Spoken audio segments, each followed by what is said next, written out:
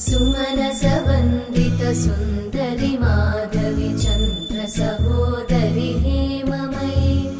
मुनिगणवन्दित मोक्षप्रदायिनि मञ्जुळभाषिणि वेदनुते